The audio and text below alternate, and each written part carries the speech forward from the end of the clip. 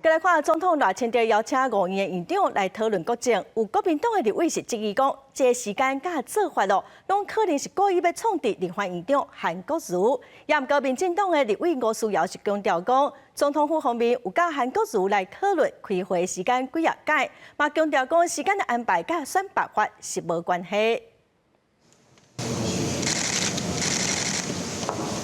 甲考试院长就奉献压手礼仪，总统赖清德初10早起主持考试院正副院长、考试委员、新任行政院政务人员甲驻外大使宣誓典礼。下晡，赖总统要阁邀请5院院长伫总统府会上国政，暗过时间点，拄好伫个选报法复议案处理进程。国民党立委质疑，恐惊会互立法院长韩国瑜暗中来刁难。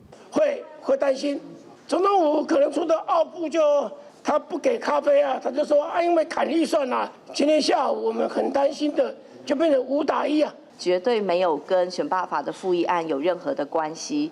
总统府是多次的来跟韩国瑜院长对话，那共同决定了今天的时间。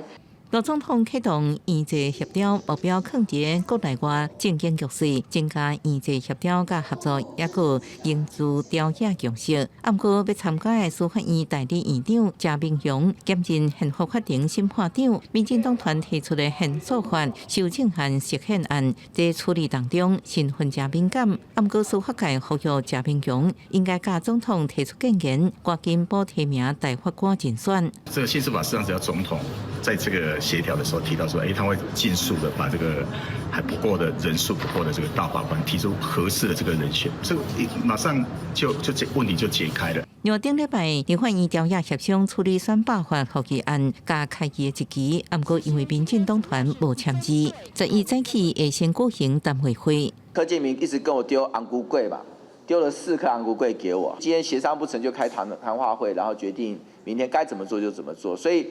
柯建铭他要怎么闹，那就由他去闹。那目前谈话会我们确实明天会召开，那可是到底他们会不会再出奥博，会不会甚至再更改议程哦？我想我们大家都非常期待，希望他们可以遵照当时他们自己所谓的说法。不过，立院也表态，目前也有沟通的时间，按照规定，那总调郭建铭伫车站下班进行签字，就应先去谈会会。公视新闻采访报道。